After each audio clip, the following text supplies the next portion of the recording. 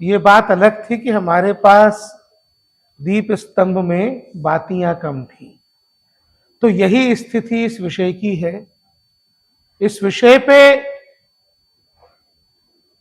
जो stake holders हैं, जिनके साथ, आइए निवेदिता जी, जिनके साथ संवाद होना चाहिए, जिनके साथ बातचीत होना चाहिए, जिनको एज ऑफ कंसेंट को कम करना है या नहीं, इस चर्चा में शामिल होना चाहिए।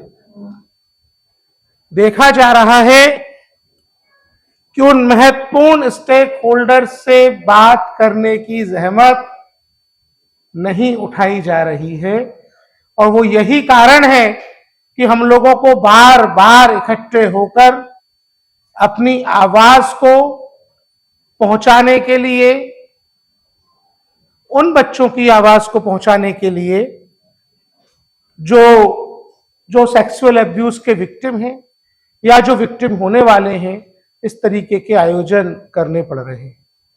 मित्रों, ये जैसा मैंने बताया कि हम लगातार दूसरी साल एक रिपोर्ट के रिलीज के लिए बैठे हुए हैं, जो ये बताने की कोशिश कर रही है कि यदि एज ऑफ कंसेंट को 18 साल से कम करके 16 किया जाएगा तो वो गलत होगा। सबसे बड़ी बात यह है कि ये बहस 16 कर देने पर रुक जाएगी, इस बात की भी कोई गारंटी नहीं है। हमको ध्यान है, हम पिछले साल जब बैठे थे तो बात केवल 16 साल तक करने की हो रही थी।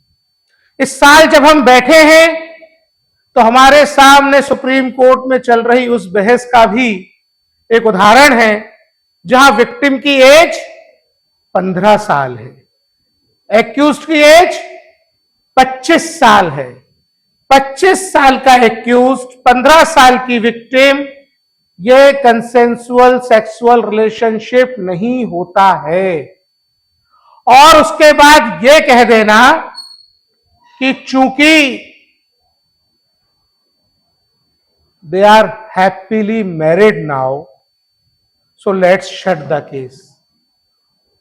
ये जब मैंने रिपोर्ट का प्रारूप पढ़ा, मुझे नमो फाउंडेशन ने, सेवा न्याय उत्थान फाउंडेशन ने, और जो जितने भी इस आयोजन को करने के लिए, रिपोर्ट को बनाने के लिए जुड़ी हुई संस्थाएं हैं, धर्मांश ने, परंपरा ने, मेधा फाउंडेशन ने, इन सब ने जब बोला कि एक बार रिपोर्ट पे एक फॉरवर्ड लिख दीजिए, तो मैंने उसको पढ़ा।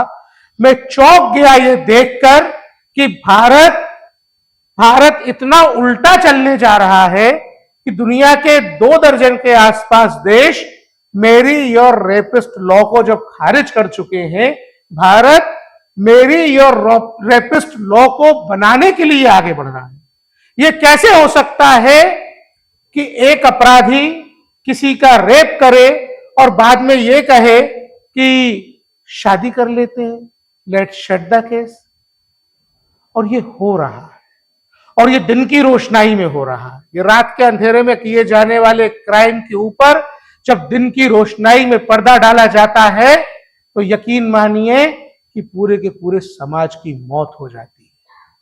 हम कैसे कल्पना कर सकते हैं कि एक 15-16 साल की लड़की अपने यौन शोषण के बाद शादी के लिए भी कंसेंट दे दे? फिर हमने चाइल्ड मैरिज प्रोहिबिशन लॉ क्यों बनाए? फिर हम बाल विवाह का विरोध क्यों करते हैं? और इसके बाद हम बाल विवाह को रोकेंगे कैसे? यदि हम 15 और 16 में कंसेंसुअल सेक्सुअल रिलेशनशिप की इजाजत देंगे और हम ये तय करेंगे कि स्कूल्स में कॉपी और किताबों की जगह कॉन्डम दिए जाएं, हम ये तय करेंगे कि बच्चे अपने बोर्ड एग्जाम्स की तैयारी के समय एबॉर्शन क्लिनिक के एड्रेस ढूंढें, जब हम ये तय करेंगे कि देश के होनहार लड़के लड़कियां जिनकी एज 18 साल से कम है, उनके सामने सबसे बड़ा ट्रॉमा कंसेंसुअल सेक्सुअल रिलेशनशिप में ब्रेकअप्स का हो, हम कैसे ये बर्दाश्त कर सकते हैं उस पीढ़ी के बारे में जिस पीढ़ी के बच्चे साइकियाट्रिस्ट और साइकोलॉजिस्ट से जाकर के ये बोल रहे हैं कि मुझे फोमो हो रहा है, फीलिंग ऑफ मिसिंग आउट। मैं मिलेनियल का हूं, मैंने कभी नहीं सुना। मेरा दोस्त है सनत, मैं जेनजी के लोगों से दोस्ती रखता हूं, इसलिए ज्यादा करीब से समझ पाता हूं। इन्होंने मुझे बताया कि इनकी जनरेशन में फोमो एक बड़ी बीमारी है। हम हम हम हम इस जनरेशन से क्या ये बोलने जा रहे हैं कि तुम रैम्पेंट रिलेशनशिप्स में आओ, एसटीडी और एचआईवी जैसी बीमारियां तुम्हारा स्वागत कर रही हैं? क्या हम 16 साल की उम्र में यह भी तय कर रहे हैं कि बच्चे अपने बच्चों को जन्म दें? क्या हम एक बहुत बड़ी नई इकोनॉमिक एक्टिविटी का रास्ता खोल रहे हैं जहां पर बच्चे अपने बच्चों को जन्म देने के बाद ऑर्फनेज में रखें और उनके लिए फॉरेन फंडिंग का एक बड़ा फ्लडगेट खुले? हम सब चाइल्ड प्रोटेक्शन से जुड़े हुए लोग हैं और हम सब ये बात जानते हैं कि जिन बच्चों को इल्लीगल कहा जाता है उन बच्चों को ऑर्फनेज में रखने के बाद फॉरेन फंडेड एनजीओज अरबों अरब रुपए की कमाई करते हैं। क्या हम उस दिशा में जा रहे हैं जो हम ये तय करें कि भारत की इकोनॉमी में एक बड़ा योगदान स्कूलों में बिकने वाले कॉन्ट्रासेप्टिव्स का हो या देश के साइकोलॉजिस्ट जो अपनी फीस में से प्रोफेशनल टैक्स थे उसका हो? हम कहां जा रहे हैं? क्या हम उन देशों की तरह, मैं आपको एक एग्जांपल देना चाहता हूं यहां पे यूएस के दो अलग अलग प्रोविंस का। यूनाइटेड स्टेट्स में एक स्टेट ऐसा है जहां पर एबॉर्शन को उन्होंने पूरी तरीके से बैन किया। एबॉर्शन को तो बैन कर दिया, लेकिन कंसेंसुअल रिलेशनशिप पे मौन है। अब जब कंसेंसुअल रिलेशनशिप पे मौन है और एबॉर्शन को बैन कर दिया तो हो क्या रहा है?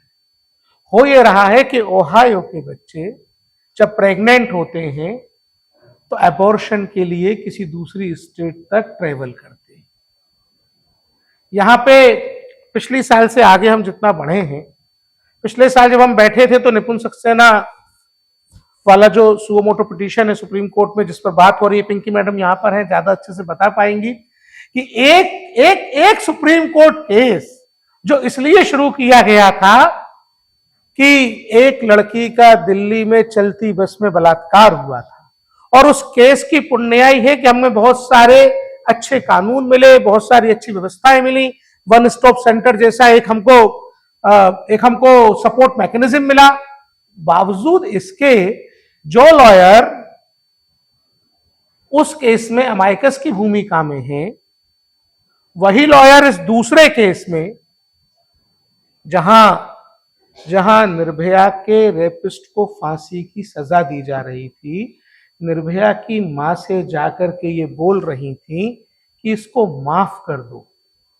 आप सोचिए जरा, एक एडवोकेट निर्भया की मां से जाकर के बोलती है कि उसके रेपिस्ट को माफ कर दो, वही एडवोकेट एक दूसरे कंसर्न मैटर में जाके ऑनरेबल सुप्रीम कोर्ट में यह कह रही हैं कि एज ऑफ कंसेंट को रिड्यूस करके 18 से 16 कर दो, जबकि वो केस किस बात के लिए था? निपुण सक्सेना वाला जो केस सुप्रीम कोर्ट में है, आप सब एडवोकेट से सब ज्यादा अच्छे से जानते हैं, मैं लॉ के स्टूडेंट्स का ध्यान इस तरफ आकर्षित करना चाहूंगा कि जो केस सुप्रीम कोर्ट में चलाया केवल इसलिए जा रहा है कि रेपिस्ट को कड़ी से कड़ी सजा दी जाए, उस केस में जाकर के एक लॉयर ये कह रही है कि एज ऑफ कंसेंट को 18 से 16 कर दो, और ये वही लॉयर हैं जो निर्भया के आरोपित को माफ करने की एडवोकेसी करती है। ये आयरनी है, ये कॉन्ट्राडिक्शन है, और हमको इन कॉन्फ्लिक्ट ऑफ इंटरेस्ट की बात समाज के मंचों पर करनी ही चाहिए। एक दलील जो हमेशा दी जाती है कि भाई आदिवासी अंचलों में, ग्रामीण क्षेत्रों में, कम पढ़े लिखे लोगों में ये दिक्कत होगी, ये दिक्कत होगी कि उनको लॉस का पता नहीं है और बच्चे बेचारे जेलों में डाले जा रहे हैं। ये जितने लोगों को ये लगता है कि बच्चे बेचारे जेलों में डाले जा रहे हैं, मैं उनसे आज इस मंच से पूछना चाहता हूं, देश में एक नई बहस की शुरुआत चाहता हूं कि पॉक्सो पिछले 12-13 साल में 30% से ज्यादा कन्विक्शन रेट पे खड़ा हुआ एक कानून है। यदि बच्चों के साथ यौन शोषण होगा तो हर 3 में से एक आरोपी सजा पा रहा है। अगर हम इसको एडल्ट्स के साथ हुए रेप के साथ कंपेयर करें, आप सब लोग अभी एनसीआरबी डाटा एक बार खोल के देखिए, हम 22 और 23% के आसपास खड़े। तो क्या हम ये मान लें कि पॉक्सो में 30% जो कन्विक्शन है वो ज्यादा है, उसको हम कम करना चाहते हैं?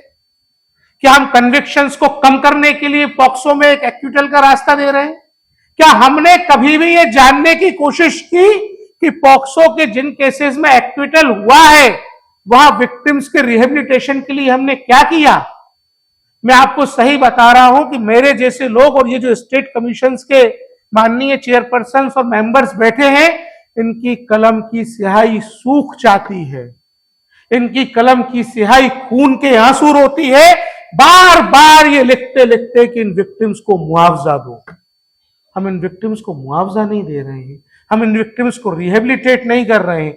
मैं देश भर में विजिट करता हूं, मैं आपको 40 डिस्ट्रिक्ट्स के बारे में बता सकता हूं आज, फर्स्ट हैंड इंफॉर्मेशन, जहां सीडब्ल्यूसीज को, चाइल्ड वेलफेयर कमेटीज को पॉक्सो के केस रजिस्टर होने के बाद सूचना ही नहीं दी जाती।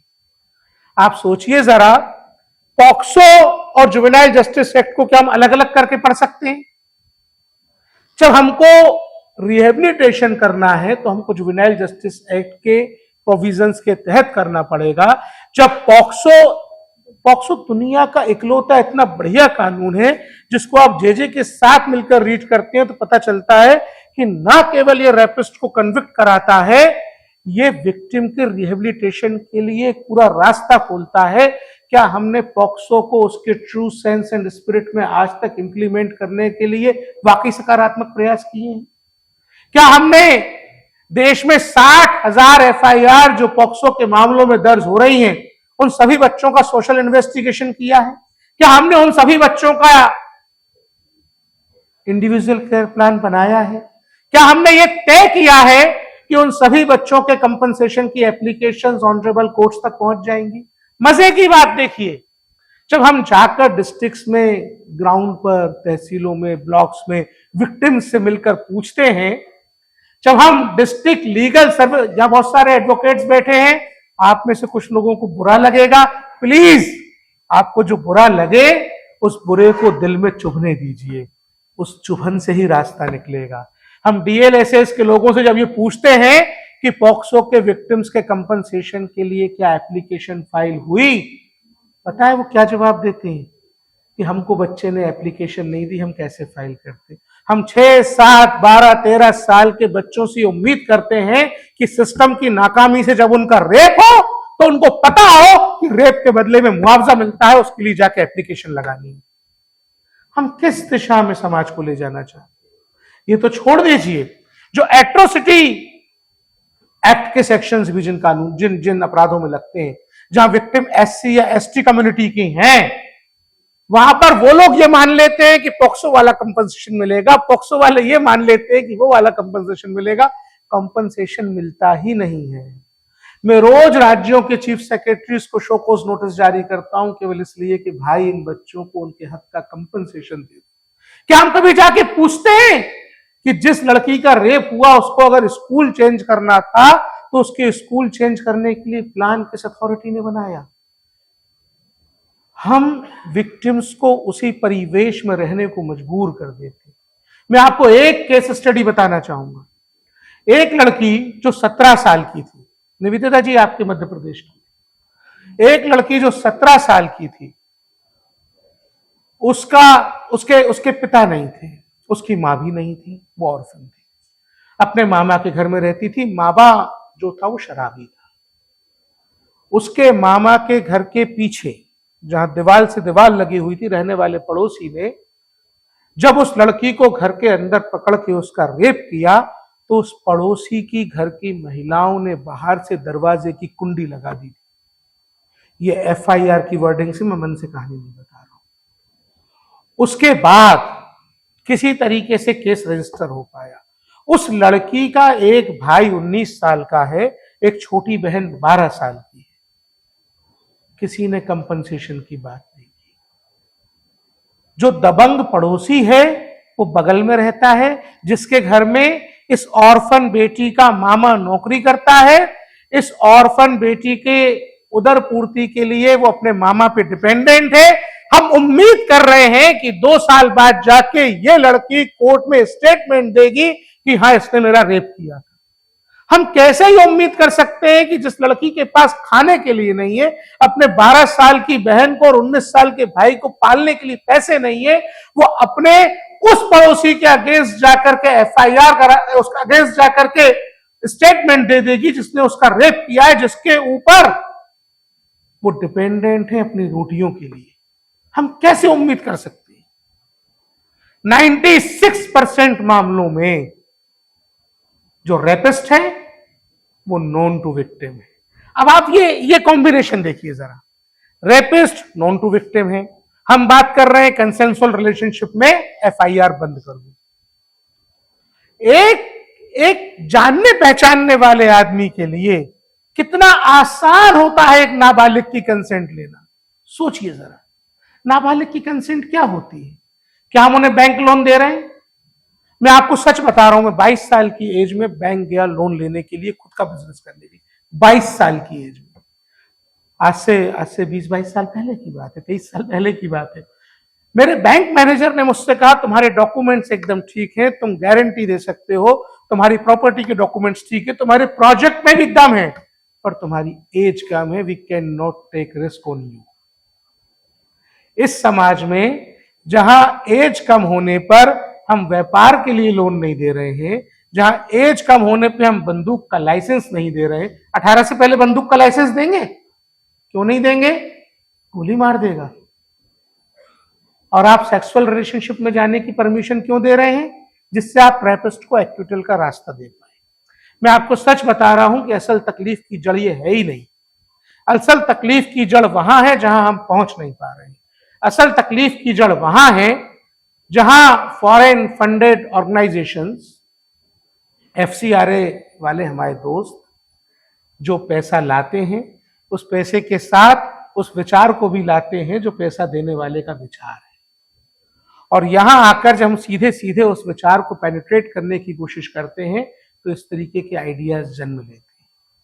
हमारी जो नेशनल लॉ स्कूल्स हैं, मैं बड़े खुले तौर पे ये कहना चाहता हूं, हमारे नेशनल लॉ स्कूल्स क्यों डिपेंडेंट हैं यूनाइटेड नेशंस ऑर्गेनाइजेशंस पर, फॉरेन फंडेड एनजीओ पे, अपने जजेस की ट्रेनिंग के लिए, अपने एडवोकेट्स की ट्रेनिंग के लिए?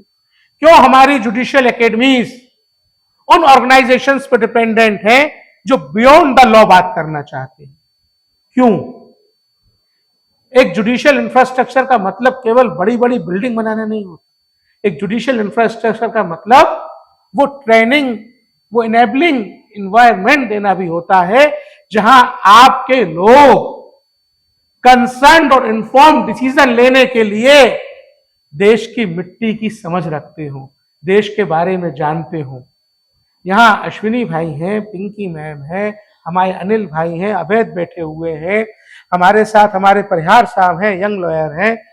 मैं आप लोगों से एक बात पूछना चाहता हूं, कात्यायनी है, निधि है, आप सब लोग प्रैक्टिस करते हैं, सीमा सिंह मैडम बैठी हुई, मुझे एक बात बताइए, ये समर वेकेशन के बाद ऐसा क्या होता है जो इस तरीके की बातें शुरू होती?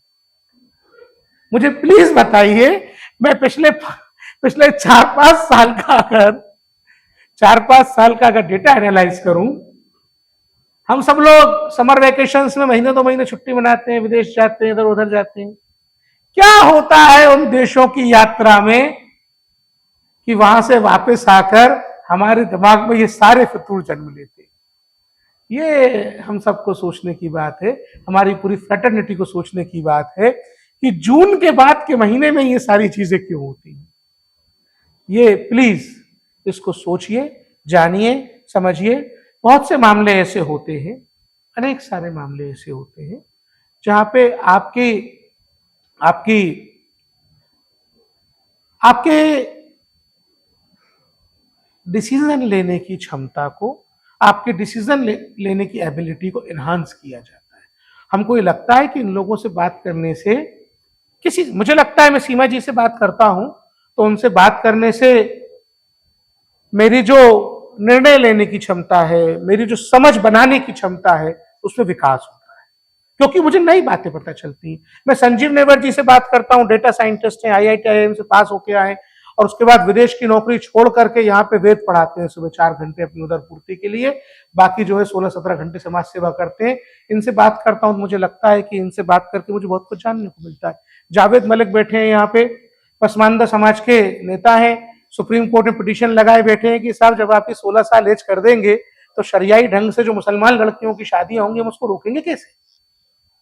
आप कंसेंट में सेक्सुअल रिलेशनशिप अलाउ कर देंगे, लड़की प्रेग्नेंट हो जाएगी, ये निकाह पढ़वा देंगे, सारा का सारा नुकसान मुसलमान लड़कियों का होगा। ये जाके सुप्रीम कोर्ट को बता रहे हैं, साहब हमारी अर्ज सुन लीजिए। मैं इन लोगों से बात करके खुद के बारे में अनुभव करता हूं कि एक इन्फॉर्म डिसीजन लेने के लिए मेरी समझ का विकास हुआ, क्योंकि मैं इनकी सोच से अपने दिमाग को प्रभावित पाता हूं और मैं चाहता हूं कि मैं इनकी सोच से प्रभावित हूं। जब हम लोग बहुत ही सेंसिटिव विषयों पे बात कर रहे होते हैं, हमको ये ध्यान रखना होगा कि हम किन लोगों से बात करके प्रभावित होके इस तरीके की बातों को शुरू कर देते हैं। ये जो 18 से 16 करने वाली एज है, मेरी केवल एक रिक्वेस्ट है, हम सबको मिलकर देश में एक काम करना चाहिए। हमको ये करना चाहिए, जो 60-65,000 67,000 विक्टिम होते हैं, जिनमें से 99% लड़कियां होती हैं, और आज ये मंच धन्य है कि पूरी नारी शक्ति यहां पे बैठ के इस बात की आवाज बुलंद कर रही है। क्या हमने उन 60-65,000 लड़कियों से जाकर के कभी पूछा कि हॉस्टाइल क्यों हो गई? क्या विक्टिम के एक ऐसा कानून जहां पे बर्डन ऑफ प्रूफ एक्यूज्ड पर है, पॉक्सो ये मान के चलता है कि रेप तो हुआ ही है, अब इनोसेंस प्रूफ करना जो है वो एक्यूज का काम है, विक्टिम का काम उसको गिल्टी प्रूफ करना नहीं है। एक ऐसे कानून में जब विक्टिम होस्टाइल हो रहा है, क्या हम जाके विक्टिम से ये पूछ रहे हैं कि बेटा क्या परिस्थिति थी, होस्टाइल क्यों होना पड़ गया? यकीन मानिए, हम जिस पीढ़ी की बात कर रहे हैं वो जेन जी और अल्फा जेन जी है। अल्फा बोलेंगे, अल्फा जेन जी बोलेंगे, जैन अल्फा और जेन जी बोलेंगे, वकीलों को सब पता है।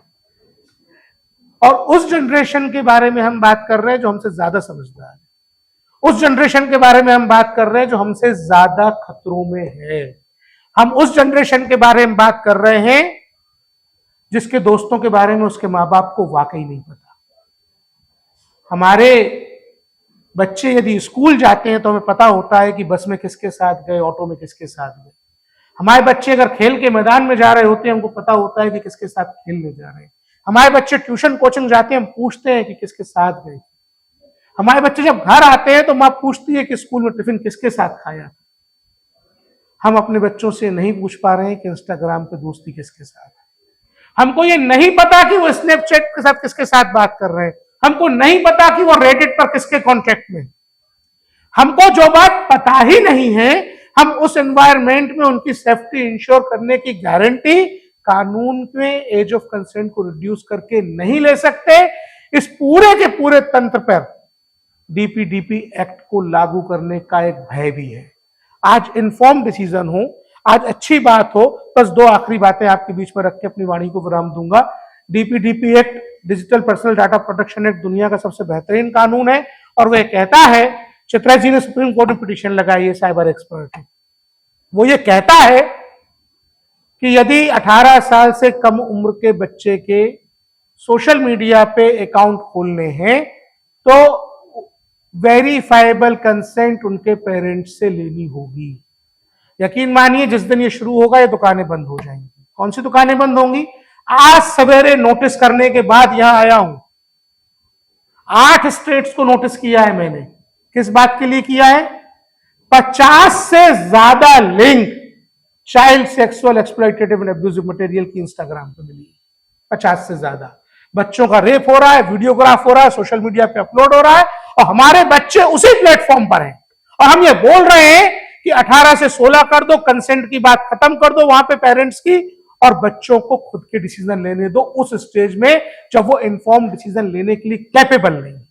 मेरी आज आप लोगों से केवल एक विनती है कि यहां से ये बात खत्म ना हो, ये मुकदमा भगवान बिरसा मुंडा के मुकदमे की तरह ना हो जाए। भगवान बिरसा मुंडा का मुकदमा वो मुकदमा था जहां बहस करने वाले वकील, निर्णय सुनाने वाले जज उस भाषा में बात करते थे जो जो जो सो कॉल्ड एक्यूज्ड को आती ही नहीं। भगवान बिरसा मुंडा और उनके साथियों के खिलाफ जब मुकदमा चलाया गया, जिस भाषा में पूरी की पूरी बात हुई और उनको सजा सुना दी गई, वो भाषा उनको पता ही नहीं थी।